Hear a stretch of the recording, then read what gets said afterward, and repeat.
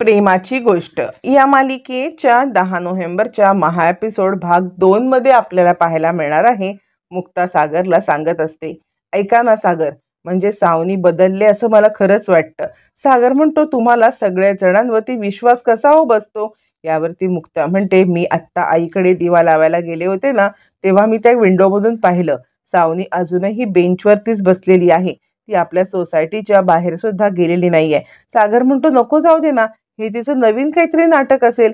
मुक्ता म्हणते, मला नाही वाटत नाटक असेल. तुम्हीच विचार करा ना, की ती या आधीची सावनी असती तर तिकडे थांबली असती का? रात्रभर त्या बेंचवरती बसली असती का? ती एव्हाना कोणत्या तरी मैत्रिणीकडे, एव्हाना कोणत्या तरी लॉजिंग बोर्डिंगला निघून गेली असती. आणि त्यामुळे तुम्ही या गोष्टीचा जरा विचार करा ना. आपण सावनीला घरात घेऊया ना. पण सागर खूप आडेलपणा करतो आणि तो म्हणतो, अजिबात नाही, सावनी या घरात येणार नाही म्हणजे नाही. सागर आपल्या मतावरती ठाम असतो. तोपर्यंत इकडे आता सावनी उन्हातान्हात बेंचवरती बसलेली असते. काल तिला घराबाहेर काढलेलं असतं, तो अख्खा दिवस, आणि आता आज दुपार पर्यंत ती उन्हातच असते. ऊन लागत असतं ना, पोटात काही अन्न पाण्याचा कण. पण यावेळेला पश्चाताप केल्याचं अगदी हुबेहूब नाटक वठवायचं असतं आणि त्यासाठी सावनीने अगदी पणच केलेला असतो. आणि ती विचार करते, वा सावनी वा, काय तुझ्या आयुष्यात वेळ आले ग. म्हणजे आता ह्या बेंचवरती बसायचं, हे एवढ्याशा बेंचवरती झोपायचं. सोसायटीच्या बाहेरचा हा बेंच म्हणजे तुझं घर झालंय का? आणि कोणी तुला कुत्रं पण विचारत नाहीये. येणारे जाणारे तुझ्याकडे पाहतायत, कशी वेड्यासारखी इथे बसले असते. आणि आता काय करू मी, काय करू, असा सावनी विचार करत असते. त्यावरती तिला कोण बोलवायला येते का हे पाहत असते. वरती सारखी विंडोकडे पाहत असते, पण तिला कुणीही बोलवायला येत नाही. हे ज्या वेळेला तिला समजतं, त्यावेळेला तिला आता काय करू, आपण काय करू, हे काही कळतच नसतं. तोपर्यंत मुक्ता आता तयार झालेली असते. आणि त्यावेळेला पुन्हा ती खिडकी उघडून बघते की सावनी गेले की नाही गेले. म्हणून मुक्ता एकदा टोकून बघते. मुक्ता ज्या वेळेला टोकून बघते त्यावेळेला तिला दिसतं की नाही, सावनी अजूनही गेलेली नाहीये, ती इथेच आहे. आणि तिला वाईट वाटतं. काय करावं. सागरशी बोलले तरी सुद्धा सागर काही तिला घरात घ्यायला तयार नाहीये. इकडे आता सावनी पाहते की मुक्ता आपल्याला पाहते आहे आणि ती सिंपती गेन करण्याचा प्रयत्न करते. मुक्ताकडे आशाळभूत नजरेने पाहायला लागते. मुक्ताला तिची कीव येते. म्हणजे मुक्ताचा चांगुलपणा हा एकदम नेक्स्ट लेवलला असतो, जो तिला समोरचा माणूस चुकतोय हे सुद्धा जाणवत नसतं आणि हे सुद्धा तिला समजत नसतं. त्यामुळे ती सावनीकडे एकटक पाहते. सावनी तिच्याकडे आशेने पाहते आणि आता ती मुक्ताकडे पाहत बसते. पण मुक्ता पुन्हा खिडकी बंद करून निघून जाते आणि सावनी पुन्हा बेंचवरती बसून राहते. ज्या वेळेला सावनी बेंचवरती बसते त्यावेळेला सोसायटीतल्या बायका येतात. आत्तापर्यंत सावनीचा तोरा, आत्तापर्यंत सावनीचा माज, हे सगळं सोसायटीतील बायकांनी पाहिलेलं असतं. आणि आत्ता अचानक तिचं बदललेलं रूप सुद्धा समोर आलेलं असतं. आणि त्यामुळे बायका येतात आणि सावनी, काय ग, तू अशी का बिना मेकअपची बसलेस? एकमेकींसोबत चर्चा आधी करत असतात. काही सावनी बिना मेकअपची कशी दिसते, किती मेकअप करायची, साडीच्या ऐवजी ड्रेस घातलाय, काय हिची अवस्था झाली, काय झालं असेल, घरातनं बाहेर काढलं असेल का? एक ना अनेक चर्चांना उधाण येतं. त्यावेळेला मग त्या सावनीला टोमणा मारायला येतात. सावनी, अगं काय ही तुझी अवस्था, म्हणजे अजिबात मेकअप पण केलेला नाहीयेस आणि हे असे कपडे घातलेस कॉटनचे साधे, अशी का बरं तू इथे बसलेली आहेस? यावरती सावनी सांगते, काही नाही, जरा ऊन खात बसलेली आहे. म्हणजे कसं आहे, उन्हामध्ये विटॅमिन डी असतं ना, आणि या सगळ्यामध्ये विटॅमिन डी मुळे आपलं शरीर सुदृढ होतं आणि म्हणूनच मी इकडे बसलेले आहे जरा ऊन खात. यावर बायका म्हणतात, अच्छा, म्हणजे कालपासून तू इथे ऊनच खात बसतेस, इतकं पण ऊन खाऊ नकोस ग, काहीतरी खात पीत तरी जा, डायरेक्ट फक्त ऊन आणि ऊनच खात बसलेस, असं म्हणत सोसायटीतल्या बायका आता सावनीला मुद्दाम डिवचायला लागतात. त्यावरती सावनीला आता त्या म्हणतात, काय ग, इथे ऊन खायला बसलेस की सागर कोळी यांच्या कुटुंबाने तुला बाहेर काढलेलं आहे? सागर कोळी यांनी तुला बाहेर काढले का? असं म्हणत असतानाच मुक्ता तिकडे खाली येते. मुक्ता आता खाली आले आणि ती एका झाडाच्या आड असते. म्हणजे सावनीला ती दिसत नसते असं मुक्ताला वाटत असतं, पण सावनी खूप हुशार असते. तिने मुक्ताला पाहिलेलं असतं. मुक्ताला पाहिल्यावरती ती अचानक स्टँड बदलते आणि सगळ्या लोकांना आता ओरडून ओरडून बोलायला लागते. आणि ती सांगायला लागते, खबरदार, खबरदार, कोळी कुटुंबाच्या बद्दल कुणी काही एक शब्द जरी बोललं तर गाठ माझ्याशी आहे. हे बघा, कोळी कुटुंब खूप चांगलं आहे. त्यांच्याबद्दल तुम्ही एखादा सुद्धा शब्द आता बोलायचा नाही. कोळी कुटुंबाच्या बद्दल मी काही ऐकून घेणार नाहीये. समजलं तुम्हाला? या सगळ्यामध्ये कोळी कुटुंब खूप चांगलं आहे आणि तुम्ही माझ्याकडून त्यांची बदनामी करून घ्यायचा प्रयत्न करत असाल तर तो प्रयत्न मी हाणून पाडेन. लक्षात ठेवा, हे माझं कुटुंब आहे. त्या कुटुंबाने मला आसरा दिलाय आणि त्याच कुटुंबाबद्दल हे असले तुमचे घाणेरडे शब्द मी ऐकून घेणार नाहीये. कळलं? ती माणसं खूप चांगली आहेत. माझ्या चुकांच्यामुळे मी आज इथे आहे. तुम्ही निघा. तुम्ही मला सिंपती दाखवायचा किंवा कोळी कुटुंबाच्या विरुद्ध भडकवण्याचा प्रयत्न करू नका. आता हे काय? मुक्ताला तर काही कळतच नाही. काल आदित्यला फोनवरती तिने सांगितलेलं असतं की मी मैत्रिणीकडे गेले. आधीची सावनी असती तर कदाचित ती म्हटली असती की नाही बाळा, यांनी मला घराबाहेर काढलंय, यांनी मला हक्कलपट्टी केले, तू बोल त्यांना, आणि त्याचा वापर करून कदाचित ती आली असती. पण आत्ताची सावनी एकदम विचित्र असते. काहीतरी वेगळंच चालू असतं आणि मुक्ता हे सगळं ऐकते. मुक्ता ऐकते आणि ती विचार करते, म्हणजे खरंच सावनी बदलले का? काहीच कळायला मार्ग नाही. विश्वास ठेवायला पण मुक्ताचं मन तयार नसतं आणि विश्वास न ठेवायला पण तिचं मन तयार नसतं, कारण हा असतो मुक्ताचा चांगुलपणा आणि त्याच चांगुलपणाला कॅप्चर करण्यासाठी सावनीने हे सगळं केलेलं असतं. मग आता मुक्ता येते सागरकडे आल्यावरती ती सांगायला लागते, सागर ऐका ना. सागर म्हणतो, काय बोलायचंय तुम्हाला? यावरती मुक्ता सांगते, अहो ऐका तरी, सावनी अजूनही त्या बेंचवरती बसलेली आहे. यावरती सागर म्हणतो, मला काहीही अजिबात तिचं प्रॉब्लेम नाही आहे, बसू दे तिला. जितका वेळ तिला तिकडे बसायचा आहे तितका वेळ तिला तिकडे बसू दे. यावरती मुक्ता म्हणते, पण आत्ता जो खाली प्रसंग घडला ना, तो प्रसंग मी पाहिला. तुम्ही सुद्धा तो पाहायला हवा होता. आधीची सावनी असती तर कदाचित तिने आपली बदनामी केली असती, पण ही सावनी आपली बदनामी नाही करत आहे. यावरती सागर म्हणतो, मुक्ता अहो किती साधे आहात तुम्ही. तिने सगळ्यांच्या समोर हे नाटक करायचं ठरवलंय ना चांगुलपणाचं, आणि तेच ती नाटक करते आणि तुम्ही त्या नाटकाला नेहमीप्रमाणे भुलताय. यावरती मग मात्र मुक्ता म्हणते, नाही म्हणजे बघा, तिला माहीत पण नव्हतं की मी तिकडे आलेली आहे म्हणून. मी तिला दिसले पण नव्हते. तरी सुद्धा सोसायटीतल्या बायका आता आपल्या घरच्याबद्दल वाईट बोलायला लागल्या तेव्हा ती पेटून उठली. ती चिडली आणि ती म्हणायला लागली, खबरदार जर माझ्या घरच्या माणसांच्या बद्दल काही बोललात तर. माझ्या घरच्या माणसांना म्हणजेच कोळी कुटुंबाला कुणीही काही बोलणार नाहीये. आणि आपल्या घराची बाजू घेऊन ते बायकांशी भांडली. अहो मला तुम्ही सांगा, आधीची सावनी असती तर इतका वेळ इथे मुळात बसून तरी राहिली असती का? बरं बसण्याचं जाऊ दे, आदित्यला कॉल केला तेव्हा पण तिने सांगितलं की या सगळ्यामध्ये मी मैत्रिणीकडे गेले. आधीची सावनी असती तर तिने आदित्यला पण खरं सांगून त्याला ब्लॅकमेल करून आपल्याला घरात घ्यायला लावलं असतं की नाही? पण ती तसं काहीच करत नाहीये. मला असं वाटतंय, काय कपडे बदललेत, काय मेकअप काढलाय ते मला माहीत नाही, पण तिच्या वागण्यात सुद्धा बदल झालेला आहे. सागर म्हणतो, तुम्हाला कसं सांगू मी की या तिच्या साधेपणात व त्या अवतारामध्ये तुम्ही भूलू नका, हे पण तिचं सगळं नाटक आहे. ही गोष्ट तुम्हाला कधी कळणार? ही गोष्ट तुम्हाला कळणार तरी आहे की नाही? यावरती मुक्ता सांगते, हे बघा, आणि या सगळ्यामध्ये तुम्ही आदित्यला काय उत्तर देणार आहात? आदित्यला काय सांगणार आहात की त्याची मम्मा कुठे आहे? आणि आज आपण त्याला बोललो की तू मम्मा मैत्रिणीकडे गेली असं, पण ज्या वेळेला संध्याकाळी तो खाली खेळायला जाईल त्यावेळेला त्याला समजेलच ना की मम्मा आपली बेंचवरती बसून आहे, आणि आजूबाजूची लोक बोलतीलच ना की आपण सावनीला बाहेर काढलंय. मग त्यावेळेला आदित्यवरती काय परिणाम होईल ना, याचा तुम्ही विचार केलात का? या गोष्टीचा तुम्ही एकदा विचार करा प्लीज सागर.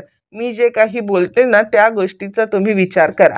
असं म्हणत मुक्ता आता सागरला या सगळ्यामध्ये समजवण्याचा प्रयत्न करते आणि कुठेतरी सागरला ही गोष्ट पटत असते. म्हणजे आदित्यला काय उत्तर द्यायचं या गोष्टी त्याला पटते आणि मुक्ताचं म्हणणं कुठेतरी पटतं. त्यानंतर मुक्ता सांगते, हे बघा, एकदा जर का आपण आदित्यला गमावलं ना तर पुन्हा आदित्यला या घरामध्ये आणणं खूप कठीण जाईल आणि ही सावनी जिथे जाईल तिथे आदित्यचे पुन्हा हाल होतील. मुक्ता तोच मूर्खपणा पुन्हा करत असते आणि सागर म्हणतो, बास करा, मला आता हे ऐकवतच नाहीये. सारखं तुमचं हे वागणं ना. मुक्ता म्हणते, ठीक आहे, मग चला, आत्ताच्या आत्ता चला, आदित्यच्या रूममध्ये चला आणि आदित्यला सगळं खरं सांगून टाका.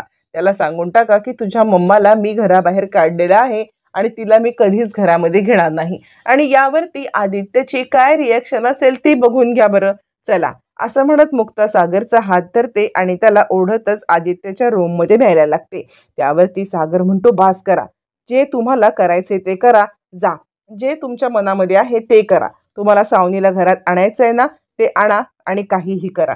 असं म्हणत सागर चिडतो आणि आता मुक्ताच्या पुढे तो हात टेकतो. मुक्ताला कितीही समजवण्याचा प्रयत्न केला तरी ती समजतच नाहीये.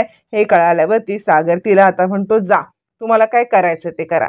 मग आता इकडे मुक्ता खाली येते. सावनी अजूनही बेंचवरती बसलेली असते.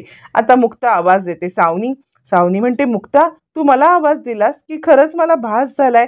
यावरती मुक्ता म्हणते, हे बघा, भास नाही झालाय, मी तुम्हाला बोलवायला आलेली आहे. यावरती सागर, आता इकडे सागर आणि इंद्रा यांना आवडणार नाही मी इकडे आलेली, तर मी वरती कसं येऊ? यावरती सावनी आता मुक्ता सांगते, हे बघा, तुम्ही हे कपडे बदललेत, हा मेकअप काढलाय, हे सिम्पल राहत आहे, याच्या मागे किती लॉजिक आहे मला काहीच माहीत नाहीये, पण मी तुम्हाला चांगल्या मनाने आतमध्ये बोलवत आहे. यावरती सावनी म्हणते, हे बघ मुक्ता, तुझे माझ्यावरती खूप उपकार राहतील, पण मी तिकडे आलेली इंद्रा कोळी आणि आता इकडे स्वातीताई आणि सगळ्यांनाच आवडणार नाही, त्यामुळे ते तुझ्यावरती चिडतील आणि माझ्यामुळे तुला पुन्हा एकदा त्रास झालेलं खरंच मला चालणार नाहीये. त्यामुळे राहू दे, मी इथेच बरी आहे, मी इथेच बसेन, इथेच मरून जाईन आणि काहीही गरज नाहीये मला जगण्याची, कारण आत्तापर्यंत ज्या काही मी चुका केल्यात ना, त्यानंतर मला मरण्याचीच गरज आहे. कुणीही मला सिंपती दाखवण्याची काहीच हे नाहीये आणि माझ्यामुळे तुला त्रास नको मुक्ता. असं म्हणत सावनी आता मुक्ताला बोलत असते. मुक्ता म्हणते, हे बघा, कोणत्याही प्रकारे आता या सगळ्यामध्ये काही विचार करू नका, पण तुम्ही सुद्धा या घराच्या बाहेर काढण्याच्या लायकीच्याच आहात ना. यावरती सावनी म्हणते, मुक्ता, तू माझी अवस्था समजू शकतेस, म्हणजे तुला ज्याप्रमाणे सई प्रिय आहे, तुझा जीव सईमध्ये अडकलाय, तसाच माझा जीव आदित्यमध्ये अडकलाय ग मुक्ता. मला सुद्धा आदित्यची खूप काळजी वाटते. आदित्यला सोडून राहण्यासाठी माझं मन तयार होत नाहीये मुक्ता. त्यावरती आता इकडे मुक्ता म्हणते, चला, तुम्ही मला सईसारखं प्रेमळ मुलगी दिलेली आहेत, सागरला आदित्यसारखा मुलगा दिलात, आदित्यचं प्रेम दिलं, सईचं प्रेम काय असतं हे मला समजलं. आज तुमच्यामुळे आम्हाला आईबाबांचं प्रेम मिळालंय, म्हणून तुम्हाला मी आता या घरामध्ये घेते, कारण आदित्यच्या मनावरती परिणाम नको, पण पुन्हा अशी कोणत्याही प्रकारची चूक तुमच्याकडून होणार नाही याची मी अपेक्षा करते आणि पुन्हा या घरामध्ये कोणत्याही प्रकारच्या कुरघोड्या तुम्ही करणार नाही अशी मी अपेक्षा करते. ज्याप्रमाणे आत्ता तुम्ही म्हणताय की या घराने मला खूप दिले, त्याची जाण ठेवून तुम्ही पुन्हा एकदा या घरावरती वार करणार नाही अशी अपेक्षा करत मी तुम्हाला आत घेते. असं म्हणत मूर्ख मुक्ता परत मूर्खपणा करत असते. सावनीच्या गोडगोड बोलण्याला पुन्हा एकदा भुलते आणि मूर्खपणा करत सावनीला आता घरामध्ये घेऊन येण्याची चूक करते. सावनीला तेच हवं असतं, मुक्ताच्याच हातून आता या सगळ्यामध्ये तिला घरामध्ये यायचं असतं आणि मुक्ता तोच मूर्खपणा करत असते. इकडे तोपर्यंत इंद्रा आणि स्वाती यांच्या गप्पा टप्पा चालू असतात, त्यांचं बोलणं चालू असतं. तोपर्यंत इंद्राला पाहते तर काय, आता मुक्ताने असं इकडे सावनीला आणलेलं असतं. सावनीला आणल्यावरती आता इकडे इंद्राचा खूप चेहरा पडतो आणि रागारागात ती मुक्ताला बोलायला लागते, मुक्ता, काय चाललंय तुझं या सगळ्यामध्ये? आता तू तिला का आणलंस? आपलं ठरलंय ना की हिला या घरामध्ये आणायचं नाही, तरी सुद्धा तुझं काही हे कमीच होत नाहीये चांगुलपणा. सगळं ठरलंय, सागऱ्याने तुला सांगितलंय, आम्ही तुला सांगितलंय की या हिला बाईला आपल्या घरात स्थान नाही, तरी तुला अजिबात ऐकायचं नाही. मुक्ता, तुझं वागणं मला काही पटत नाही, या चटक चांदणीला आत्ताच्या आत्ता घराबाहेर काढ. असं म्हणत इकडे आता इंद्रा चिडते आणि सावनीच्या हाताला धरून तिला घराबाहेर काढायला निघते. त्यावरती आता मुक्ता तिचा हात धरते, मम्मी, ऐका ना, ऐका ना, आपण या सगळ्यामध्ये त्यांना आता एक सुधारण्याची संधी देऊया ना.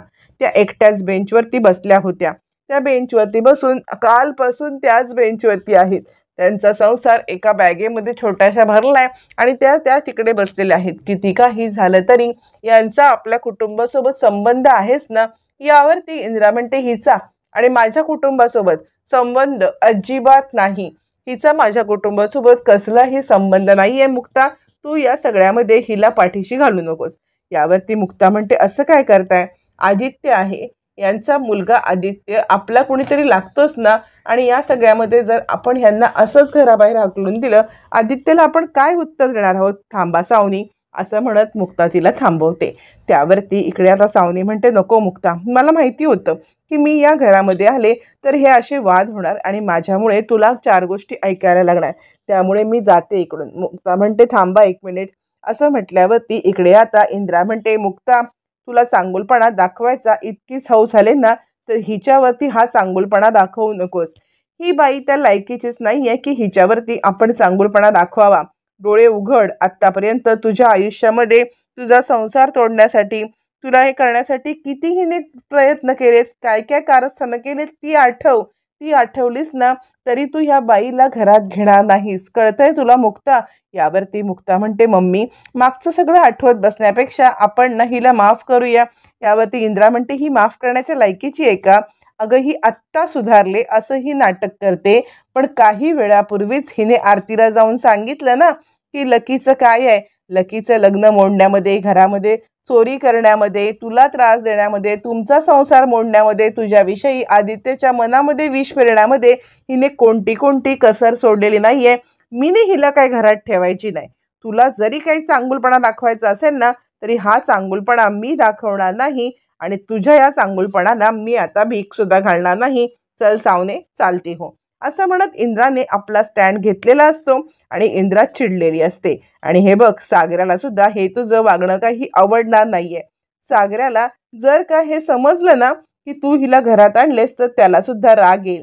एक गोष्ट लक्षात ठेव, तुझं हे वागणं सागराला पण पटणार नाही आणि मला तर त्याच्यावरून सुद्धा नाही. असं म्हणत ती आता इकडे मुक्तावरती चिडत असते. मुक्ता म्हणते, मम्मी ऐका, पण या सगळ्यामध्ये आपण आदित्यला काय सांगणार आहोत हा विचार तुम्ही केलात का? की आदित्यला आपण काय बोलायचं आहे, की काय झालंय, त्याची मम्मा घरात का नाहीये, असा प्रश्न ज्या वेळेला तो आपल्याला विचारेल त्यावेळेला आपण त्याला काय सांगायचं आहे हा तुम्ही कधीतरी विचार केलात का? असं म्हणत मुक्ता मेन पॉईंटवरती येते. तोपर्यंत आता मात्र इकडे इंद्रा म्हणते, सागऱ्या, सागऱ्या ये बरं, काय चाललंय बघ या मुक्ताचं अति चाललंय. म्हणजे अजूनही हिला अक्कलच येत नाहीये की आपण या सावनीला घरामध्ये का घेतोय ते. यावरती सागर येतो आणि मम्मी 1 मिनिट थांब. यावरती आता मात्र इंद्रा म्हणते, काय चाललंय, तुला सुद्धा हे सगळं चालतंय का? यावरती सागर म्हणतो, मम्मी राहू दे, येऊ दे तिला आतमध्ये. आता मात्र इंद्रा अधिकच चिडते आणि ती म्हणते, सागऱ्या, या सगळ्यामध्ये तू सुद्धा तुझ्या बायकोचा बैल झालास का? म्हणजे बायको जे काही म्हणते ते तुला पटतंय का? असं म्हटल्यावरती सागर म्हणतो, तसं नाहीये. म्हणजे तुम्हाला मी गोष्ट एक सांगतो की या सगळ्यामध्ये आपल्याला जर का आता आदित्यला हे सगळं कळू द्यायचं नसेल किंवा आदित्यला हे नसेल सांगायचं तर आपल्याला या सावनीला घरामध्ये घेणं भाग पडणार आहे. कारण आदित्यला आपण काय उत्तर द्यायचं हे सुद्धा आपल्याला नाही सांगता येणार आहे. असं म्हणत इकडे आता सागर या सगळ्यामध्ये मुक्ताच्या बाजूने असतो आणि आता तिला आतमध्ये घ्यायला तयार होतो. यावरती इकडे इंद्रा चिडते आणि सागऱ्या, अरे तू सुद्धा या मुक्ताच्या नादी लागतोयस का? म्हणजे आता ती या सगळ्यामध्ये काहीही बोलतेस आणि तू बायकोचं ऐकतोस. सागर म्हणतो, नाही, आपण हिला एक संधी देऊया. एक संधी दिल्यानंतर पुन्हा जर का हिने काही माती खाल्ली तर याची जबाबदारी मुक्ता घेतील. सगळं काही असेल ना ती जबाबदारी मुक्तांची असेल आणि त्यामुळे हिला येऊ दे घरात. घरात आल्यावरती हिने जर का पुन्हा काही कुरघोडी करण्याचा प्रयत्न केला किंवा हिने पुन्हा काही आपल्याला त्रास देण्याचा प्रयत्न केला तर त्याची जबाबदारी मुक्ता घेतील. असं म्हणत तो मुक्ताकडे पाहायला लागतो. मुक्ता सांगते, हो, मी घेते याची जबाबदारी, पण सावनी, तुम्ही सुद्धा जबाबदारीने राहा. कारण या घरामध्ये पुन्हा जर तुमच्या हातून काही चूक झाली तर त्या चुकीला कोणीही माफी देणार नाही. सावनी म्हणते, हो मुक्ता. मग मुक्ता आता सावनीला आपल्या रूममध्ये जायला सांगते. सावनी गेल्यावरती इकडे इंद्रा आता चिडते आणि म्हणते, एकविरे आई, एकविरे, अगं 2 ह्या बायका आहेत, त्यातल्या एका बाईला वाईटाशी वाईट वागायला शिकव आणि एका बाईला चांगल्याशी चांगलं वागायला शिकव. सावनीला चांगलं वागताच येत नाहीये आणि मुक्ताला वाईटाशी सुद्धा वाईट वागता येत नाहीये. मला खरंच कळत नाहीये या मुक्ताचं काय व्हायचं आणि हा सागऱ्या पण तिच्या नादी लागलाय. मग स्वाती समजावते, मम्मी, तू एक विचार कर, आत्ता जर का आपण सावनीला घरात घेतलं नसतं तर आदित्य सुद्धा आपल्या हातून गेला असताना. तू मुक्ताचा विचार कर ना. तू मुक्ताचा का नाही विचार करत आहेस? तिने आपल्या आदित्यसाठी त्याला इकडे आणले आणि आत्तापर्यंत ती सहन का करते हिला? फक्त आणि फक्त आदित्यसाठी. आदित्य जर का या घरातून निघून गेला तर कसं होईल मम्मी? यावरती इंद्रा रडायला लागते. नाही ग स्वाते, आदित्य ह्या घरातून निघून जायला नको, कारण तो एकमेव आहे जो या घरचा मुलगा आहे, कारण तोच कोळी कुटुंबाचा वारसा आहे. कारण कसं सांगू तुला, आता लकीचं बाळ आरतीच्या पोटात आहे, पण मला नाही वाटत ती आरती आपल्याला तिचं बाळ देईल, कारण तिचं जो एकंदर बघता ती आपल्याला ते बाळ देणारच नाही आहे. आणि त्यामुळे त्यामुळे आता मुक्ताला सुद्धा बाळ होणार नाही आहे. मुक्ताला कधीच बाळ होऊ शकत नाही आहे आणि लकीला बाळ होऊ शकत नाही. त्यामुळे आत्ता आपल्याला या सगळ्यामध्ये कोळी कुटुंबाचा जर कुणी वारस असेल तर तो फक्त आणि फक्त आदित्य आहे. आदित्यच या कुटुंबामध्ये एकच वारस आहे असं म्हणत असतानाच तिकडे आता मुक्ता येते. तिकडे आता सागर येतो आणि इंद्राचं हे बोलणं मुक्ता पण ऐकते आणि सागर पण ऐकतो. सागरला खूप वाईट वाटतं, कारण या सगळ्यामध्ये मुक्ताला जे काही ऐकायला लागलेलं असतं ते सागरला अजिबात आवडत नाही. आणि आता इकडे इंद्रा सांगते, नाही ग, नाही ग, आपला आदित्य या घरातून बाहेर जायला नको आहे. आदित्य या घरातून जर का बाहेर गेला ना तर कोळी कुटुंबाचा पूर्णपणे वारस आता संपून जाईल. कोळी कुटुंबाला कुणीच वारस राहणार नाही, कारण तिला समजलेलं असतं की लकी बाप बनू शकणार नाही, मुक्ता आई बनू शकणार नाही. आणि या सगळ्यामध्ये जर का कोळी कुटुंबाचा वंश कोणी पुढे नेईल तर तो आहे आदित्य. आणि हे बोलणं आता इकडे मुक्ता पण ऐकते आणि सागर पण ऐकतो. सागरला मम्मीचं या बोलण्याचं खूप वाईट वाटतं की मुक्ताला बाळ होणार नाही हा विषय का काढायला पाहिजे होता. मुक्ता कुठेतरी थोडीफार दुखावलेली गेलेली असते. तो मुक्ताकडे पाहतो आणि आता मुक्तासुद्धा खूप डिप्रेशनमध्ये जाते. म्हणजे असं काही तिने कधी विचारच केलेला नसतो की आदित्य हा एकमेव वारस, कारण आपल्याला बाळ होऊ शकत नाही. मुक्ता दुखावते आणि आता इंद्राचं बोलणं तिला खूप मनाला लागतं. इंद्राने मुक्ताला न पाहिल्यामुळे ती कदाचित हे बोलत असते. नंतर दिवाळीच्या दिवशी इकडे आता मुक्ताच्या साडीला मुद्दाम सावनी आग लावते, ती आग विझवते, आपण किती कशा चांगल्या आहोत हे सांगण्याचा प्रयत्न करते. सागर तिचे आभार सुद्धा मानतो, तू मुक्ताचा जीव वाचवलास. पण मुक्तासमोर तिचं खरं रूप आता आलेलं आहे. म्हणजे तिच्या एकंदर वागण्यामधून